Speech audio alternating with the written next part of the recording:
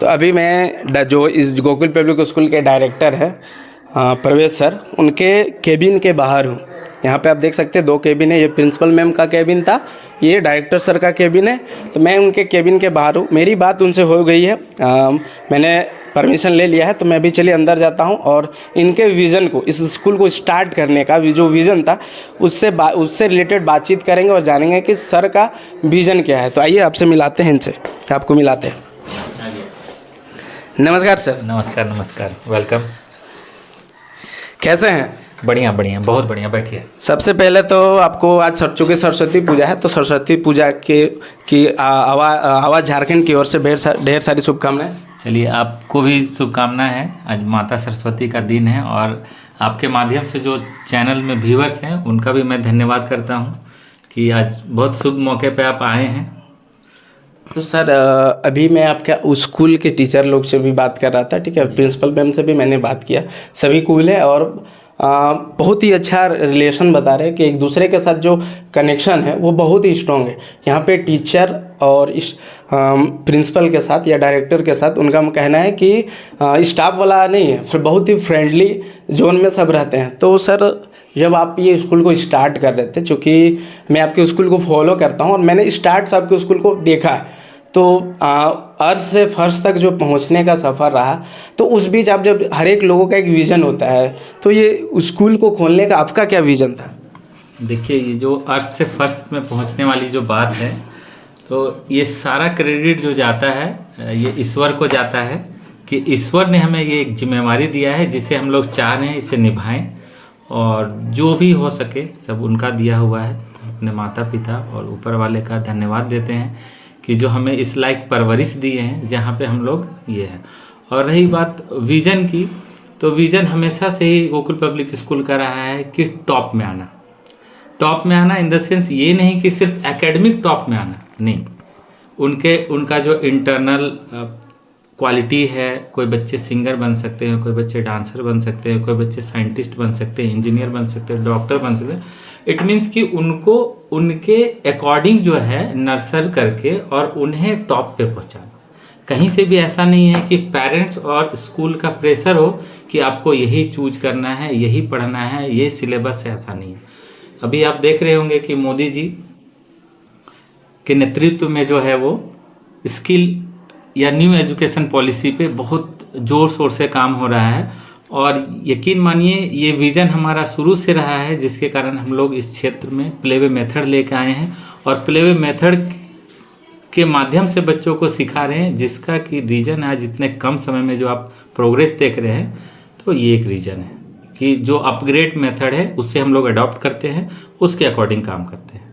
Sir actually आज के date में एजुकेशन एक बड़ी चुनौती है, क्योंकि बहुत सी कठिनाइयाँ इस रास्ते में आती है। बहुत से ऐसा जगह है जहाँ पर एजुकेशन को एक बिजनेस के तौर पे देखा जाता है। तो जब आपने स्कूल स्टार्ट किया था, और तो बड़े बड़े स्कूल नाम में आते हैं इस रामगढ़ ज़िले में, तो जब आपने स्टार्ट किया तो क्या कुछ चुनौतियाँ थी आपके सामने, और इन चुनौतियों को आप कैसे देखते हैं? देखिए, चुनौतियां तो रहेंगी ही, जीवन है तो चुनौतियां हैं। और चुनौतियां जो है इससे डरना नहीं है, ये हमें मोटिवेट करती हैं और आगे बढ़ने के लिए इंस्पायर करती हैं। बस लेना कैसे है। यस, आप सही बोल रहे हैं कि चुनौतियां आई हैं। हम लोग मिडिल क्लास फैमिली से बिलोंग करते हैं। एक अच्छे जॉब में होने के बावजूद यहाँ मुझे लगा कि एक स्कोप है। हम लोग आए यहाँ, मैंने पाया कि अच्छे अच्छे स्कूल्स हैं ऑलरेडी जो रन कर रहे हैं, एफिलिएटेड स्कूल्स हैं, उनके साथ हमारा कंपटीशन था। बट मुझे एक चीज़ समझ में आया कि मैं इस क्षेत्र में सिर्फ क्वालिटी के बेस पे ही उन्हें मैं चैलेंज दे सकता हूँ।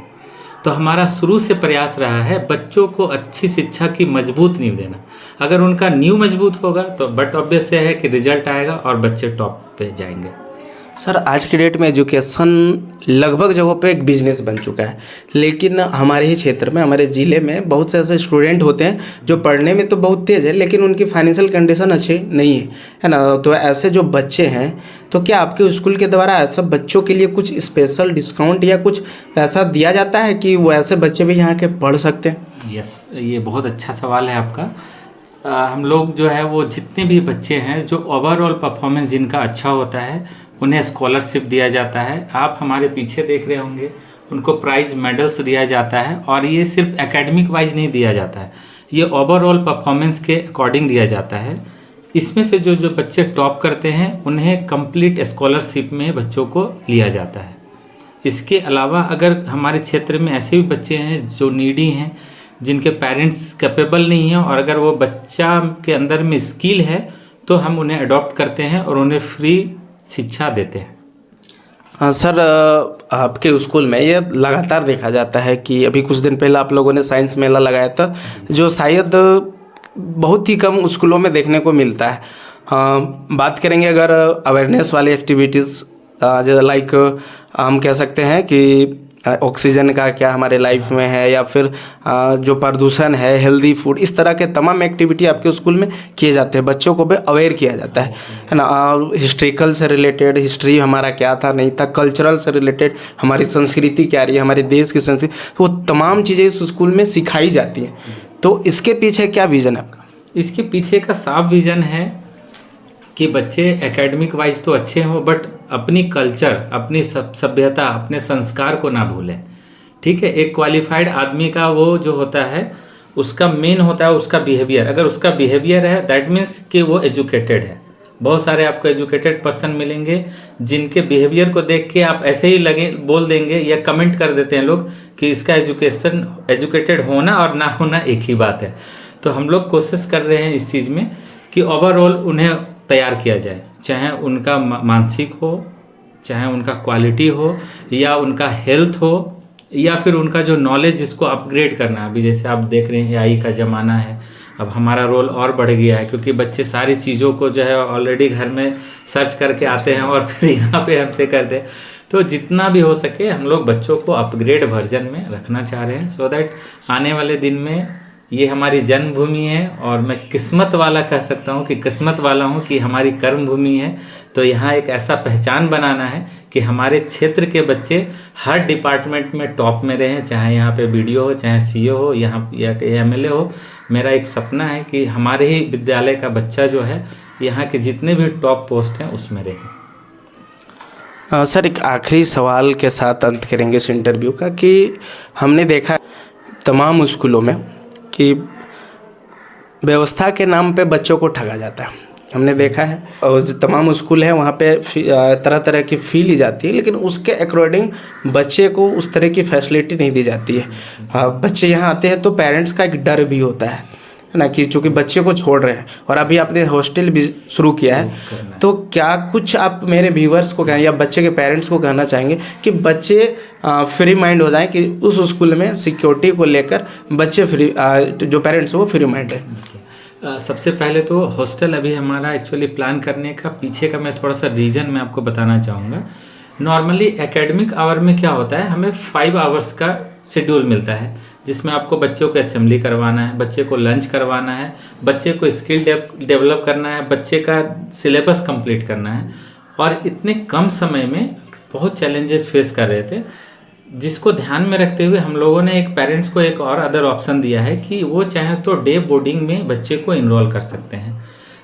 यहाँ पे क्राउड एरिया है, वो आराम से पेरेंट्स लाना ले जाना करेंगे, वहाँ पे उनका ट्रांसपोर्टेशन चार्ज बचेगा। मॉर्निंग में हर पेरेंट्स के पास टाइम है और इवनिंग में टाइम है, तो वो बच्चे को मॉर्निंग में छोड़ेंगे एंड इवनिंग में वो अपने बच्चे को ले जाएंगे। पेरेंट्स का ट्रांसपोर्टेशन चार्ज बच गया, तो एक बेनिफिट उनको वहाँ पे है।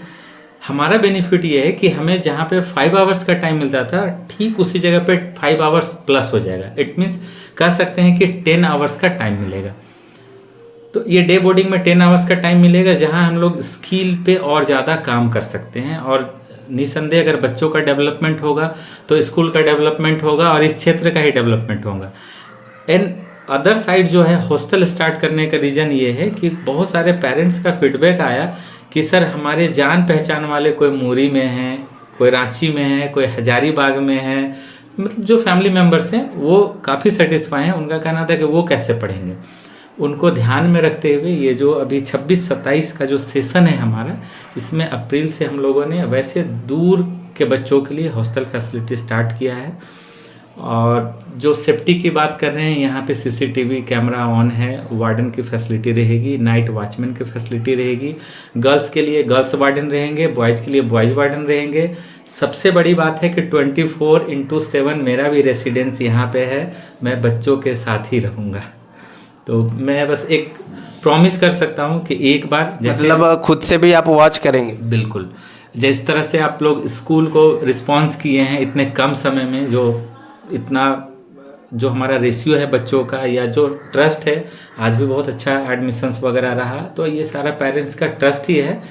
इसे मैं आगे बरकरार रखूँगा। आने वाले दिनों में कभी आपको किसी तरह का, अभी तक नहीं किसी तरह का प्रॉब्लम हुआ, भगवान करे आगे भी कोई भी प्रॉब्लम नहीं होगी। Thank you sir.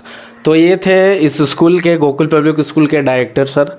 जहाँ पढ़ाई जो है एक धंधा बन चुकी है, वहाँ ये सेवा भाव से स्कूल को चला रहे हैं। और इनका एक विज़न है जो आप लोगों ने भी सुना कि यहाँ के बच्चों को इनके संस्कृति के साथ जोड़ते हुए, देश के संस्कृति के साथ जोड़ते हुए उनको अच्छा एजुकेशन देना, ताकि वो अपनी लाइफ में भी आगे बढ़ सके और एक अच्छा मुकाम अचीव कर सके। तो साथियों, अगर आप लोग भी झारखंड से रिलेटेड तमाम खबरों को सबसे पहले देखना चाहते हैं, ऑनेस्ट रिव्यू देखना चाहते हैं, तो हमारे चैनल को फॉलो करें और अगर यूट्यूब में देख रहे हैं तो सब्सक्राइब कर लें। धन्यवाद।